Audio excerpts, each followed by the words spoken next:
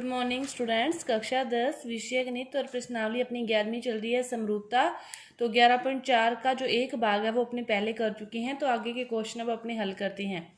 तो देखो 11.4 का तीसरा क्वेश्चन दे रखा है इस प्रकार कि एक ही आधार BC पर जो दो त्रिभुज हैं ABC और DBC बने हुए हैं, यदि AD और BC परस्पर O पर प्रतिच्छेद करते हैं तो अपने को ये सिद्ध करना है। सबसे पहले किसी भी क्वेश्चन को सिद्ध करने वाले क्वेश्चनों को हल करने के लिए आप सब कुछ लिखोगे। पहले कि दिया गया है, जो दिया गया है ये सारी लाइनें लिखोगे। फिर जो सिद्ध करना है फिर वो लिखते हैं कि ये वाली चीज़ सिद्ध करनी है, यहाँ पे दिया गया है। सब लिखने के बाद फिर करते हैं उत्पत्ति कि हमें सिद्ध करने के लिए क्या करना पड़ेगा। हमें इसको इस प्रकार सिद्ध करने के लिए कोई ना कोई लंब या कोई दो ट्राइंगल लेने के लिए कोई अपने लंब लेते हैं ताकि उनको समरूप दिखा सकें। तो उसके लिए अपने उत्पत्ति करते हैं कि A से यहाँ पर एक कोई लंब खींचते हैं, उसका नाम देते हैं L कि ये 90 डिग्री की भुजा है, यहाँ पर खींची 90 डिग्री का कोण बनाती है। D से खींचते हैं इधर और इसको नाम देते हैं M, ये भी यहाँ पे कितने डिग्री का कोण बनाती है, 90 डिग्री का कोण बनाती है। तो अब देखो ये वाला है कोण 1 और ये वाला है कोण 2। कोण 1 और कोण 2 तो बराबर ही हैं क्योंकि दिया गया है कोण 1 और कोण 2 बराबर हैं। ये क्या है, हमें दिया गया है कोण 1 कोण 2 बराबर हैं, दिया गया है। और जो कोण L है और कोण M है ये कोण क्या है, 90 डिग्री है क्योंकि हमने इनको लंब खींचा है। तो ये कितने डिग्री है, 90 डिग्री है। ये कोण कितने डिग्री के हैं, 90 डिग्री के। तो फिर अपने यदि त्रिभुज ALO और त्रिभुज DMO की बात करें, त्रिभुज ALO व त्रिभुज DMO की बात करें तो इसमें जो O कोण है वो दोनों में बराबर है। ALO और DMO ये वाला कोण भी बराबर है, दो कोण बराबर हैं। तो बाय एंगल प्रॉपर्टी से ये त्रिभुज जो होंगे त्रिभुज ALO वो समरूप होगा त्रिभुज DMO के। क्या होगा, समरूप होगा। समरूप होगा तो उनकी फिर भुजाओं का अनुपात भी क्या होता है, समानुपाती होता है। तो AL किसके समानुपाती होगा, DM के। AO किसके समानुपाती होगा, AO किसके समानुपाती होगा, DO के। तो AL समानुपाती है DM और AO समानुपाती है किसके, DO के। ये समानुपाती है। अब अपने बात करें, अब यहाँ तक लाके एक बार छोड़ दो, जितना अपने को चाहिए था वहां तक ले आई। अब देखो दोबारा बात करते हैं, अपने त्रिभुज लेते हैं ABC त्रिभुज और DBC, इस त्रिभुज को और इस त्रिभुज को लेते हैं। त्रिभुज ABC और त्रिभुज DBC का जो क्षेत्रफल की बात करें तो क्षेत्रफल क्या होता है, 1/2 आधार गुना ऊंचाई। तो ABC का जो ऊंचाई होगी वो तो क्या होगी, AL। आधार किसको मानो, BC को मान लो, BC को मान लो, चाहे आधार दोनों में जैसे लेंगे तो इसमें BC ले लेंगे, इसमें BC ले लेते हैं। तो BC गुना ये क्या है, AL। इसी तरह बात करें DBC की तो 1/2 आधार गुना ऊंचाई। आधार इसका भी क्या मान लिया, BC गुना इसकी ऊंचाई क्या होगी, ऊंचाई होती है लंबवत दूरी। तो जो 90 डिग्री का कोण बना है तो 90 डिग्री का कोण कौन बना रहा है, इसमें DM बना रहा है। तो 1/2 से 1/2 कट गया, BC से BC कट गया। तो त्रिभुज ABC और त्रिभुज DBC किसके बराबर है, AL/DM के। तो AL/DM किसके बराबर है, इसको इक्वेशन 1 दे दो तो अपने लिख सकते हैं इक्वेशन 1 से जो AL है और DM है वो किसके बराबर हैं कि त्रिभुज ABC और त्रिभुज DBC का जो क्षेत्रफल है फिर वो किसके बराबर आएगा, AO/DO के। और अपने को प्रूव भी क्या करना था, यही करना था। ये इसका क्षेत्रफल का सूत्र है ना, तो यहाँ पे लिख सकते हो का क्षेत्रफल, यहाँ पे भी ये चलता आएगा। तो ये आपका जो प्रूव करना था वो क्या हो गया, प्रूव्ड हो गया। ये था आपका तीसरा क्वेश्चन, ये था आपका तीसरा क्वेश्चन।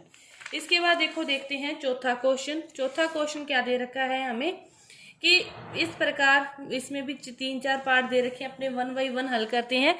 तो पहले पहला पार्ट देखते हैं। पहला पार्ट क्या दे रखा है कि AD और DB की भुजाओं का अनुपात क्या दे रखा है, 2:3 दे रखा है। और क्या दे रखा है, जो D ही है वो समांतर है BC के।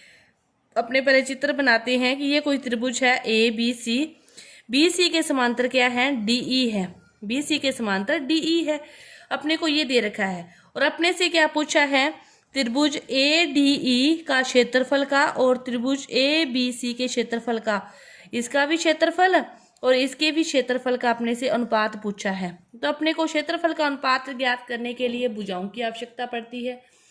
तो त्रिभुज ADE, इसमें तो AD का अनुपात अपने को पता है, लेकिन AB का पता चल जाए तो अपने को फिर अनुपात आ जाएगा क्षेत्रफलों का। तो AB का अनुपात निकालने के लिए अपने क्या करेंगे, देखो क्या करते हैं। अपने को क्या दे रखा है कि AD/DB दे रखा है 2:3। पहले इनका क्या कर दो, उल्टा कर दो, इसको लिख दो DB/AD इक्वल टू है 3/2, 3/2। फिर क्या करो, दोनों side y adding 1 both side, adding 1 करेंगे, बोथ साइड करेंगे तो क्या है, जा DB/AD दोनों साइड क्या करना है, 1 जोड़ना है, तो 1 जोड़ दिया। अब क्या करना है, LCM लेंगे तो यहाँ पे AD आ जाएगा। DB पड़ा है प्लस AD इक्वल टू 3 + 2/2। तो देखो DB प्लस AD, ये पूरी भुजा क्या बन गई, AB। ये पूरी भुजा क्या बन गई, AB। AB/AD इक्वल टू क्या बन गया, 5/2। AB/AD क्या बन गया, 5/2। अपने पास अब AB भी आ गई, AD भी है। तो अब अपने को क्षेत्रफलों का अनुपात ज्ञात करना है। तो पहले किसका निकालना है, ADE का। त्रिभुज ADE का क्षेत्रफल अपॉन में त्रिभुज ABC का क्षेत्रफल, दोनों का क्षेत्रफल करना है। तो AD की भुजा कौन सी है, 2, तो 2 का स्क्वायर, और AB की भुजा इसकी क्या है, 5, तो 5 का स्क्वायर क्या आएगा, 4/25। क्या आएगा, 4/25। तो इसके क्षेत्रफलों का अनुपात अपने पास आ गया 4/25। ये था आपके चौथे का पहला क्वेश्चन। अब देखो चौथे का दूसरा क्वेश्चन। चौथे का दूसरा क्वेश्चन देखते हैं। क्या दे रखा है, AB कोई है, AB रेखाखंड है। इसमें क्या है, 2 बिंदु हैं, PV लंब है, P पर जो लंब है वो तो, B पर जो लंब है वो तो क्या है, PB, और A पर जो लंब है वो क्या है, QA। फिर वो क्या कहता है कि यदि P व Q को मिलाया जाता है, दोनों ओर स्थित हैं, ये भी कहा है उसने। और फिर कह रहा है यदि P व Q को मिलाया जाता है, इसको मिला दिया जाता है, तो ये AB को कहाँ प्रतिच्छेद करते हैं, O पर प्रतिच्छेद करते हैं। आपको PO का मान दे रखा है 5 सेंटीमीटर, QO का 7 सेंटीमीटर, और त्रिभुज POB का क्षेत्रफल दे रखा है 150, और इसका क्षेत्रफल पूछा है। तो कुछ भी नहीं है ना इसमें। देखो अपने को पता है कि त्रिभुज AO का क्षेत्रफल अपॉन त्रिभुज POB का जो क्षेत्रफल होगा वो बराबर होगा QO का और PO का, दोनों के स्क्वायर के बराबर होगा। अपने को AOB का तो निकालना है, इसको तो x मान लिया, इसका कितना है 150। क्यू भुजा है 7 और इसकी भुजा है 5। x की वैल्यू निकालनी है, x पड़ा है इधर ही, x की वैल्यू x इधर ही पड़ा है। 7 को 7 से किया 49, 5 5 है 25, यहाँ पे आ गया 150। 5 5 है 25, 5 दिए 15, 0, 5 6 है 30। क्या आया 49 × 6। इसको 6 से गुना कर दोगे तो आपके पास आपका क्षेत्रफल है वो आ जाएगा। ये था आपका दूसरा क्वेश्चन। इसके बाद देखो तीसरा क्वेश्चन, कुछ नहीं है इसमें भी, बिल्कुल ही सेम दे रखा है कि आप त्रिभुज लो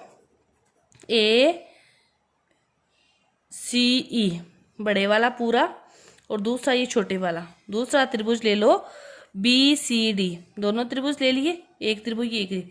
इसमें देखो ACE और BCD दोनों में C कोण तो क्या है, उभयनिष्ठ है। आप क्या करोगे कि जो कोण है ACE इक्वल टू कोण है BCD, ये तो क्या है, उभयनिष्ठ है। क्या है, उभयनिष्ठ है। उसके बाद जो कोण B है और A है ये 50-50 है, तो कोण EAC और कोण DBC दोनों क्या है, 50 डिग्री है। क्यों 50 है, क्योंकि दिया है, क्या है, दिया है, दोनों 50 है। तो फिर बाय एंगल प्रॉपर्टी से जो त्रिभुज है ACE समरूप होगा त्रिभुज BCD के, समरूप होगा। तो फिर भुजाओं का अनुपात क्या होगा, समान जो भुजाएं होंगी उनका अनुपात समान होगा। तो अब देखो अपने करते हैं, जो ए ई का अनुपात होगा वो किससे होगा, बी डी से, इसका अनुपात बी डी से, तो फिर इसका ए सी का अनुपात बी सी से, ए सी का अनुपात बी सी से। तो ए ई भुजा कितनी है, देखो ए ई भुजा ए, बी डी कितनी है एक्स, ए सी भुजा को क्या लिख सकते हैं, बी प्लस सी, और बी सी भुजा क्या है, सी है, बी सी भुजा क्या है, सी है। अब अपने को एक्स की वैल्यू निकालनी है, उल्टा कर दो इसको, तो क्या लिख सकते हैं, एक्स अपॉन ए सी बी प्लस सी। एक्स की वैल्यू निकालनी है, एक्स इधर ही है, ए तिरछा गुना हो जाएगा, तो ए सी अपॉन बी प्लस सी। अपने पास जो एक्स की वैल्यू आएगी वो क्या आएगी, ये इस प्रकार आएगी। तो आपका ये तीसरा और जो चौथा क्वेश्चन है ये पूरा हुआ, और आगे के जो क्वेश्चन है वो अपने अगली वीडियो में करेंगे। धन्यवाद।